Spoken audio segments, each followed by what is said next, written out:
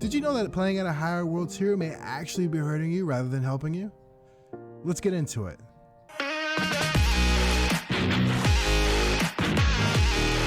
Number 1, classes. Now, when you first log into the game, you're going to complete a tutorial and you're going to have to choose from a range of different classes, and those classes are going to be Pyromancer, Technomancer, Devastator, and Trickster. At this exact point in the game, you need to make a decision on how you want to play the game. Are you going to be playing solo? Are you going to be playing with the team? Do you want to be a tank for your team? Do you want to be their heavy damage dealer? Do you want to be the guy that kills bosses? Each of these classes provide their own unique playstyle to the game. It's so important to pick what you feel would be most fun for you. However, the game doesn't explain the classes very well, yet they want you to pick a class that you're going to have to live with for the next 60 to 80 hours of playtime. So let me bring those classes to you in a nutshell. Someone gave Sub-Zero a gun. This is a long-range class who actually has one of the best solo builds in the game. You could run very high-level content with this class when playing solo. This class is my personal favorite, a very AoE heavy tank that is meant to get as much aggro from enemies as possible with their AoE abilities. However, they depend heavily on gear to actually be good in the game, so they're not the best choice for solo play. You remember when you were a kid and you put one of those toys inside of the microwave and you turn the microwave on and it just melted to shit? Well, that's Trickster for you. Do you want to melt elites and bosses fast? Then Trickster is the exact class for you. However, that comes at a great price as their survivability is absolute trash in the game. You need to make sure you perfectly dodge all abilities and effects that are thrown at you when playing solo, because you are one squishy mofo. Do you want to just watch the world burn? Pyromancer is meant to be burning everything in sight, but also getting health points from the burns that they do. They have one of the best regens in the entire game. Think of a Swiss Army knife, and that's what Pyro is in a nutshell. All in all, you will find that every class in this game can solo the end game content that's provided for you. It's all just a matter of how fast you want to actually get there and what you actually enjoy playing as. I personally like to jump balls deep into the heat of battle, so Devastator is my personal favorite. Number 2. World tier. Now, as I mentioned in the beginning of the video, did you know that playing on a higher world tier while doing the story is actually hurting you? In fact, what if I were to tell you that almost every person who's made it to the end game content has actually only ever played on world tier 1? Yes, that's right. Playing at tier 1 nets you the same XP as if you're playing on other world tiers such as world tier 9. So there's really not much incentive to actually play on a higher tier until you get to end game content. Now, if you're unaware what world tiers are, it's actually a system designed to increase the difficulty while also increasing the drops that you get within the world. Now, this may be helpful later in the game when you're trying to get certain legendaries. However, you want to make sure you're doing this when you're at a higher level, because the gear that will drop will be drastically lower. So what most people are doing is rushing through the campaign on World Tier 1, achieving level 26 just by completing the World Tier 1 story campaign, and then running endgame expeditions, because even if you do not time an expedition, you still get higher gear value than you normally would have just running through the story. So my advice, drop your world tier down to 1 and just enjoy the story, but get through the story on world tier 1 only. Number 3,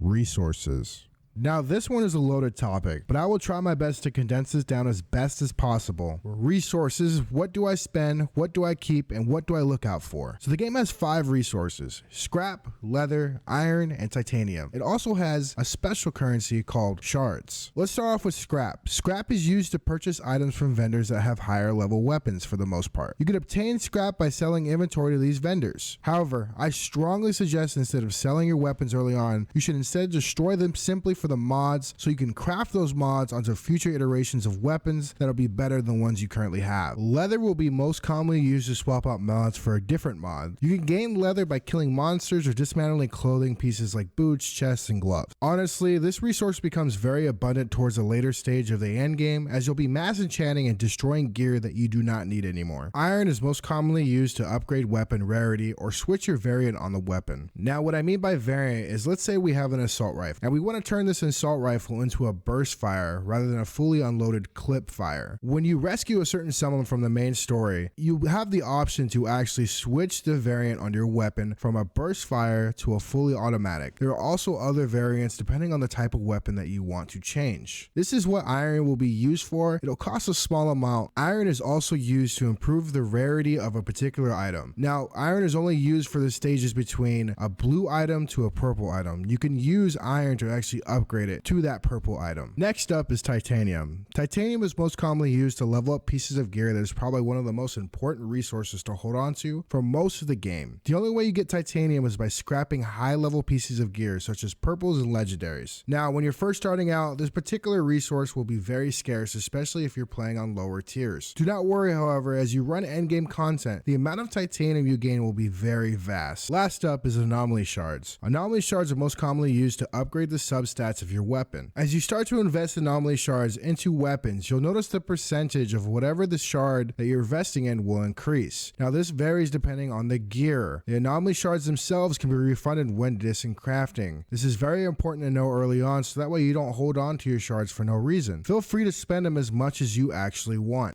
So for example, if I have a piece of gear that is fully maxed out on shards, when I disencraft that piece of gear, I get all of those shards back into my inventory. Now, there is something to note for this at the end game content that involves leveling a piece of gear to the max level and then deciding to upgrade the shards. But I will cover that in a whole different video, maybe a late game video. Number 4, mods. Mods, mods, mods, mods, mods, mods, mods, and more mods. You are going to hear this damn word so often when playing this game, especially when looking up builds. Mods are the essential core to how your build is ran and how much damage you actually do. Your goal in the early game, even to late game, is to gain as many mods that you can. That is why destroying pieces of equipment early is so invaluable, especially with the resources you'll gain from them, not only just the mods. Now, as I mentioned before, the only way to gain mods is by destroying pieces of equipment that already have that mod on it.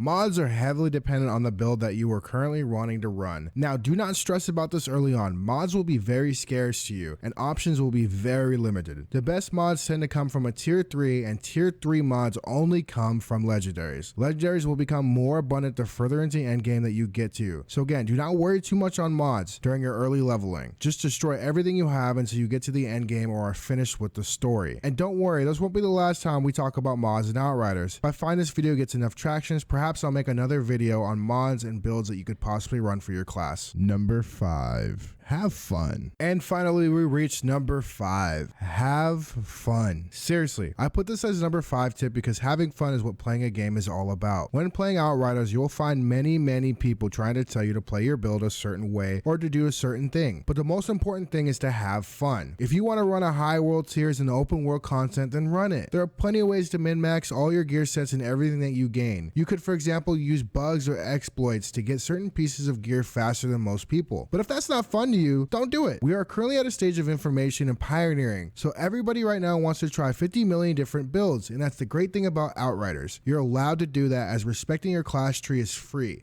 throughout the entire game. Just have fun. And with that, everybody, those are my 5 things that I wish I knew at level 2. If you enjoyed the video, please let me know in the comments. Also, be sure to tell me if you think I missed something. These are only the few 5 tips that I wanted to put on here. I have plans to hopefully make videos on mid-game to even late-game tips. Things that may be some things that people didn't think about. I also want to make a quality of life video on certain things to make looting processes faster, things you can do to your controls to help make everything run a lot smoother. As always, thank you guys so much for watching my video, and be sure to check me out live at twitch.tv SnuggleMuffinMan, where I stream Devastator constantly. You can also join my Discord, which I will provide a link for it, as we have a theory crafting channel where you can actually ask questions or even come up with your own builds and we can all refine it together. Again, Outriders is currently in the pioneer stage. It's important that we all come together with our information and help all the new people that are influxing into the game. Anyways, I hope to see you at the next video or my next stream. Peace, love, and muffins.